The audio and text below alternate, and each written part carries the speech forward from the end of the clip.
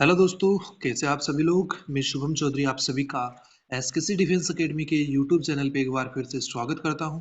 और जैसा कि आप सभी को पता ही है, यूट्यूब के आपने थंबनेल के ऊपर देख ही लिया होगा कि आज का अपना यूपी पुलिस और एसएससी जीडी के लिए हिंदी का प्रैक्टिस सेट 2 रहने वाला है।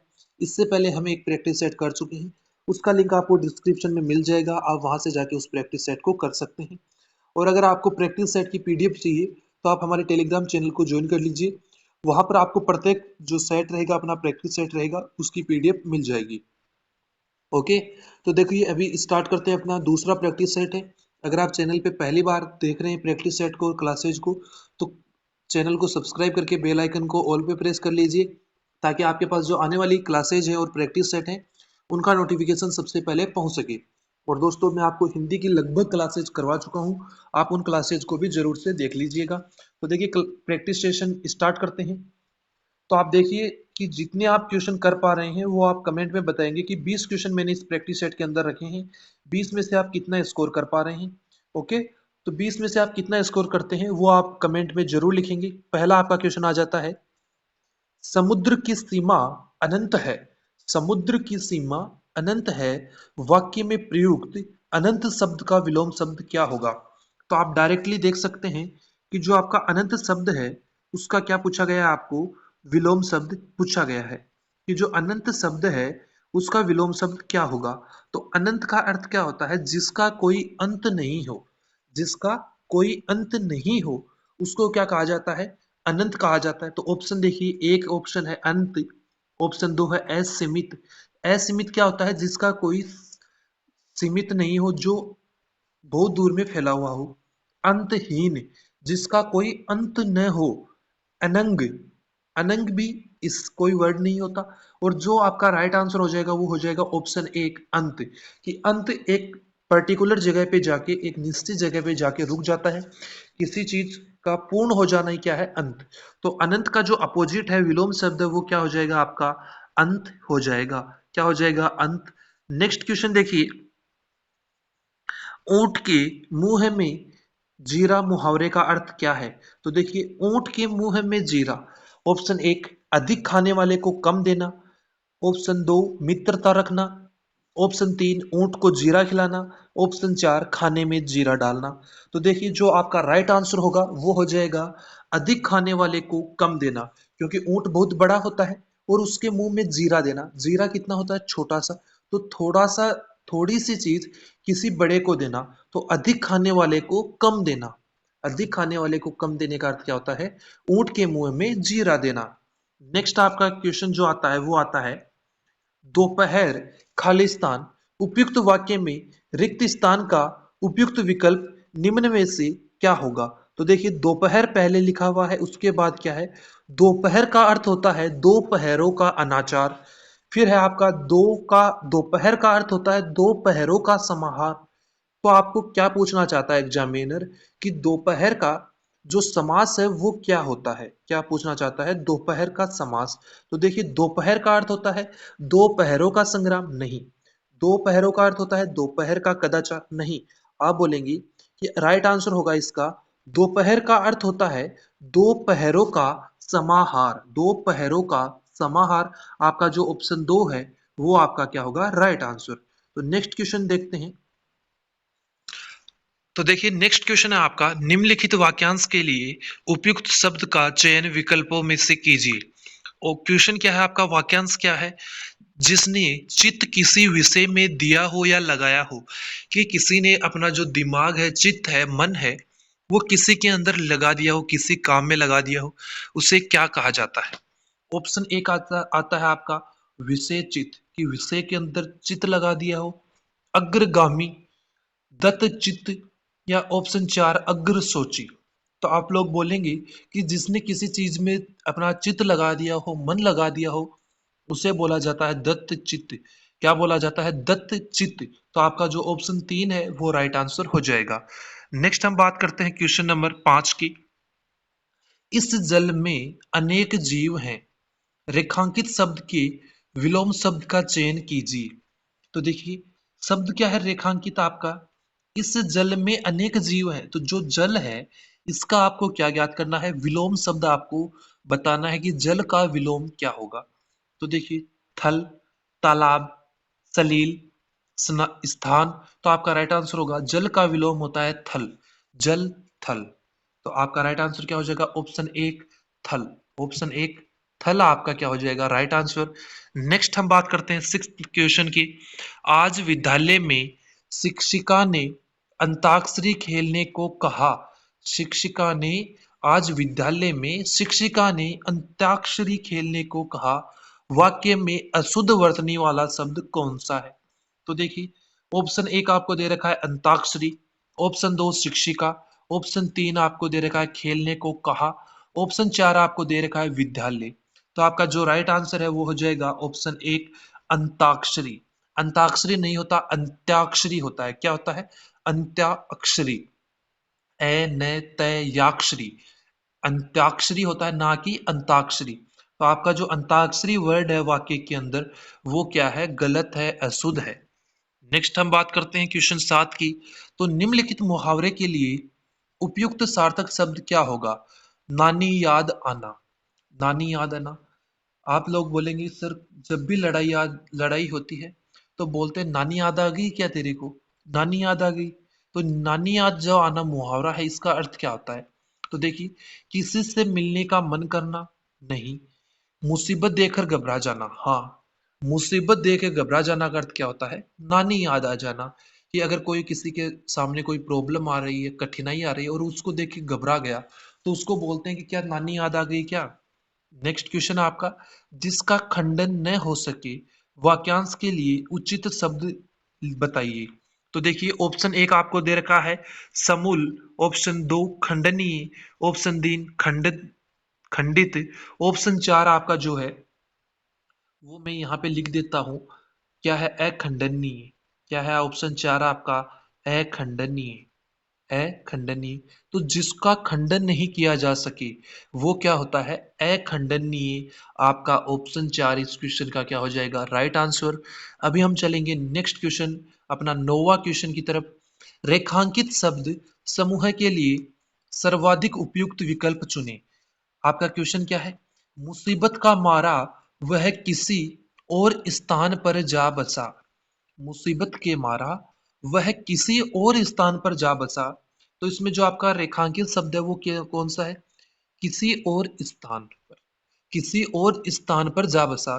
तो आप क्या बोलेंगे, अत्र, अत्र तत्र नहीं, सर्वत्र जा बसा नहीं, क्या वह तत्र जा बसा नहीं, वह अन्यत्र। अन्यत्र का अर्थ क्या होता है, दूसरी जगह। अन्यत्र का अर्थ क्या होता है, दूसरी जगह। तो वह मुसीबत का मारा अन्यत्र जा बसा, किसी दूसरी जगह जा बसा। तो आपका ऑप्शन चार जो है अन्यत्र, वो क्या हो जाएगा राइट आंसर हो जाएगा। नेक्स्ट हम चलते हैं अपने 10वें क्वेश्चन की ओर। हिमालय भारत का ताज है। रेखांकित शब्द के उचित पर्यायवाची शब्द का चयन कीजिए। ऑप्शन एक है आपका प्रभा, ऑप्शन बी है आपका गिरिराज, ऑप्शन सी है आपका मदन, ऑप्शन डी है आपका आसव। तो जो हिमालय है, हिमालय है उसके अंदर आपको रेखांकित वर्ड दे रखा है कि हिमालय का पर्यायवाची शब्द क्या होगा। तो आप लोग बोलेंगे कि सर हिमालय का पर्यायवाची प्रभा भी नहीं होता, मदन भी नहीं होता, आसव भी नहीं होता। हिमालय का पर्यायवाची होता है गिरिराज। क्या होता है, गिरिराज। तो आपका जो ऑप्शन दो है वो राइट आंसर हो जाएगा। दोस्तों अभी तक हम 10 क्वेश्चन कर चुके हैं, अपना प्रैक्टिस सेट आधा हो चुका है। आप 10 में से कितना स्कोर कर रहे हैं ये कमेंट कीजिए। नेक्स्ट हम क्वेश्चन की बात करते हैं 11वें क्वेश्चन की। तो देखिए, वह आया परंतु मैं नहीं गया, वाक्य में अशुद्धि पहचानी। तो देखिए, इसमें आपको ऑप्शन दे रखे हैं परंतु, इसके अलावा वह आया और गया। तो देखिए, इस वाक्य में कहाँ पर अशुद्धि है। तो आप देखेंगे वह सही है, आया भी सही है, मैं भी सही है, नहीं भी, गया भी। लेकिन जो परंतु है ये गलत है। परंतु कैसे लिखा जाता है, परंतु इस तरीके से लिखा जाता है कि वह आया परंतु मैं नहीं गया।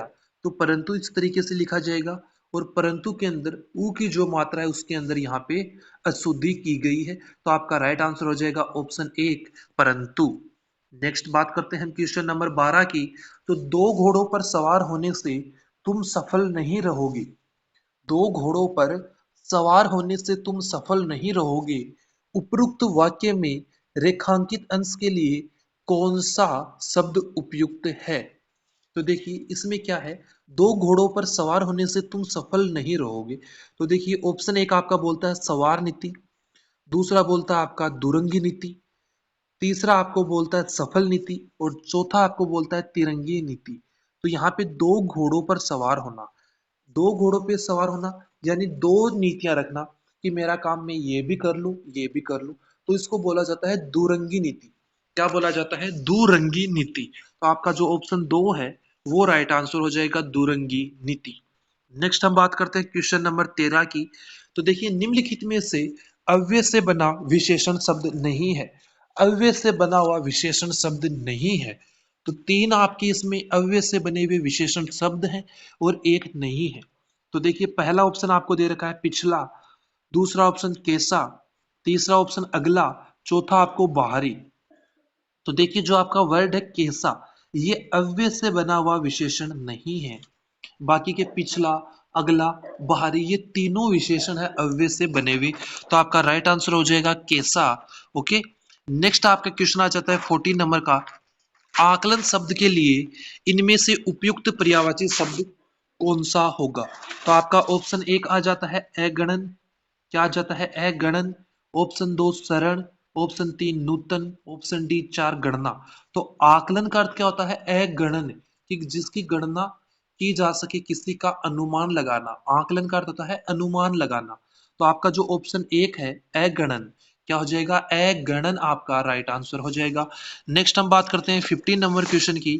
तो देखिए मूल क्रिया, मूल क्रिया, फिर आपकी प्रथम प्रेरणार्थक क्रिया और द्वितीय प्रेरणार्थक क्रिया का सही शब्द क्रम चुनिए।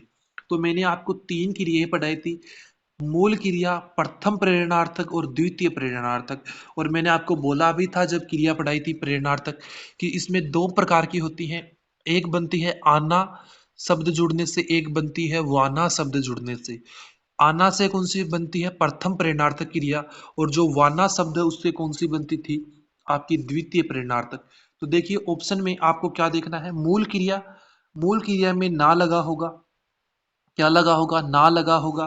फिर आपकी जो प्रेरणार्थक क्रिया है प्रथम प्रेरणार्थक, वो उसमें आना लगा होगा, क्या लगा होगा? आना लगा होगा। फिर जो आपकी द्वितीय प्रेरणार्थक है उसमें वाना लगा होगा, क्या लगा होगा? वाना। इन शब्दों के अंत में होगा। तो देखिए ऑप्शन एक देखते हैं, उठना, ना है, मूल क्रिया हो गई। उठाना, आना, उठाना, उठ, आना, उठ धन आना। तो यहाँ पे आना है तो ये प्रथम प्रेरणार्थक क्रिया होगी। नेक्स्ट आपका उठवाना, उठवाना, उठ प्लस वाना। तो देखिए तीनों हमें चीजें मिल गई, ना भी मिल गया, आना भी मिल गया, वाना भी मिल गया। इसलिए हमारा जो पहला है उठना, उठाना, उठवाना, यह आपका क्या हो जाएगा? Right answer. नेक्स्ट हम बात करते हैं गद्यांश की। तो देखिए गद्यांश में आपको रिक्त स्थान दे रखे हैं, वो आपको पढ़ने हैं और उनके जवाब आपको देने हैं। तो आप देख सकते हैं गद्यांश, राष्ट्र के हित, राष्ट्र के सर्वांगीण, सॉरी राष्ट्र के खालिस्तान विकास के लिए चरित्र निर्माण परम आवश्यक है। जिस प्रकार वर्तमान में भौतिक निर्माण का कार्य अनेक योजनाओं के माध्यम से तीव्र गति के साथ संपन्न हो रहा है, वैसे ही वर्तमान की सबसे बड़ी आवश्यकता यह है कि देशवासियों के चरित्र निर्माण के लिए भी प्रयत्न किया जाए। तो एक मिल गया आपको। नेक्स्ट आपका उत्तम चरित्रवान व्यक्ति ही, दूसरा खालिस्तान मिल गया, रिक्त स्थान मिल गया, कि सर्वोच्च संपदा है। नेक्स्ट आपका जनतंत्र के लिए तो यह एक महान, जनतंत्र के लिए तो यह एक महान। फिर आपको तीसरा रिक्त स्थान मिल जाता है यहाँ पे, राष्ट्र संस्कृति। फिर चौथा रिक्त स्थान योजना है। जन समाज में एवं परिवार में के प्रति हमारा क्या कर्तव्य है, इसका पूर्ण रूप से बोध कराना एवं राष्ट्र में व्याप्त समग्र भ्रष्टाचार के प्रति निषेधात्मक वातावरण का निर्माण करना ही चरित्र निर्माण का प्रथम, फिर आपको खालिस्तान मिल गया है। तो देखिए हम पहला क्वेश्चन देखते हैं, पहले रिक्त स्थान की जगह क्या आएगा? ऑप्शन दे रखे हैं अधिक, सर्वांगीण, पूरे, सभी। तो देखिए अधिक, राष्ट्र के अधिक विकास के लिए नहीं, राष्ट्र के पूरे नहीं, राष्ट्र के सभी नहीं, राष्ट्र के सर्वांगीण विकास, राष्ट्र के सर्वांगीण विकास, राष्ट्र क्या क्या होगा, सर्वांगीण विकास जब होगा, विकास के लिए चरित्र निर्माण परम आवश्यक है। तो जो आपका फर्स्ट रिक्त स्थान है उसके अंदर क्या आएगा, आपका सर्वांगीण आएगा। क्या आएगा, सर्वांगीण आएगा। तो ऑप्शन 2 आपका राइट आंसर हो जाएगा। नेक्स्ट हम बात करते हैं ऑप्शनों की 17 नंबर क्वेश्चन में। तो ये है आपके मोहल्ले, प्रदेश, राष्ट्र और राज्य। मोहल्ले, प्रदेश, राष्ट्र और राज्य। तो देखिए, उत्तम चरित्रवान व्यक्ति ही की सर्वोच्च संपदा है। क्या मोहल्ले की सर्वोच्च संपदा है, राज्य की सर्वोच्च संपदा है, या राष्ट्र की? तो आप बोलेंगे सर यहाँ पे राष्ट्र जो वर्ड है वो हमें ज्यादा अच्छा लग रहा है। तो आपका जो राष्ट्र जिस वर्ड के अंदर ऑप्शन में है वो आपका क्या हो जाएगा, राइट आंसर। तो जो 17 नंबर क्वेश्चन है उसका 3 नंबर ऑप्शन राष्ट्र सही आंसर हो जाएगा। नेक्स्ट हम बात करते हैं 18 नंबर क्वेश्चन की। तो 18 नंबर में आपको ऑप्शन दे रखे हैं कल्याणकारी, मनोहारी, हितकारी, लाभकारी। कल्याणकारी, मनोहारी, हितकारी और मनोकारी। तो देखिए, जनतंत्र के लिए तो यह एक महान कल्याणकारी राष्ट्र संस्कृति, कल्याणकारी राष्ट्र संस्कृति। तो आपका जो ऑप्शन 1 है ये राइट आंसर हो जाएगा, कल्याणकारी राष्ट्र संस्कृति आपका राइट आंसर होगा। नेक्स्ट हम देखते हैं क्वेश्चन नंबर 19। तो 19 में हमें 4 ऑप्शन दे रखे हैं, राष्ट्र, समाज, राज्य और लोग। राष्ट्र, समाज, राज्य और लोग। तो देखिए, राष्ट्र संस्कृति, राज्य योजना है, राष्ट्र योजना है, समाज की योजना है। तो आप खुद देखिए किसकी योजना है, राष्ट्र की योजना नहीं, समाज योजना है। क्या है, समाज योजना। तो आपका जो ऑप्शन 2 है वो राइट आंसर हो जाएगा। और अपना जो लास्ट रिक्त स्थान है वो आप ध्यान से पढ़िए क्या लिखा हुआ है, निषेधात्मक वातावरण का निर्माण करना ही चरित्र निर्माण का प्रथम, चरित्र निर्माण का प्रथम। तो देखिए, ऑप्शन 1 है आपका रास्ता, चरित्र निर्माण का प्रथम रास्ता नहीं, चरित्र निर्माण का प्रथम कदम। हाँ, प्रथम कदम हमें सही लग रहा है सर। चरित्र निर्माण का तरीका नहीं सर, चरित्र निर्माण का सोपान है, पायदान है। क्या है, सोपान या पायदान है। तो आपका जो ऑप्शन 4 है वो क्या हो जाएगा, राष्ट्र आपका आंसर हो जाएगा कि राष्ट्र में व्याप्त समग्र भ्रष्टाचार के प्रति निषेधात्मक वातावरण का निर्माण करना ही चरित्र निर्माण का प्रथम सोपान है। क्या है, सोपान है। अगर आपको यहाँ पे पायदान मिल जाता तो भी आप पायदान लगाते, अगर आपको दोनों ही ऑप्शन में नहीं मिलती तो आप फिर कदम लगाते, फिर क्या लगाते, कदम। तो इस तरीके से भी आपको देखना है कि कौन सा ज्यादा सुटेबल है, कौन सा ज्यादा अच्छा लग रहा है वहां पे, कौन सा वहां पे आ सकता है। तो इसी के साथ जो आपका प्रैक्टिस सेट है, प्रैक्टिस सेट नंबर 2 वो कंप्लीट होता है। और आपको सेशन कैसा लगा एक कमेंट करके जरूर बताइएगा। और आपने कितना स्कोर किया 20 में से कमेंट करना है आपको। और अगर आपको सेशन पसंद आया, प्रैक्टिस सेट पसंद आया तो चैनल को सब्सक्राइब कर लीजिए ऐसे ही और प्रैक्टिस सेट के लिए, और वीडियो को लाइक कर दीजिए। तो दोस्तों मिलते हैं अगले प्रैक्टिस सेट में, तब तक के लिए जय हिंद, जय भारत।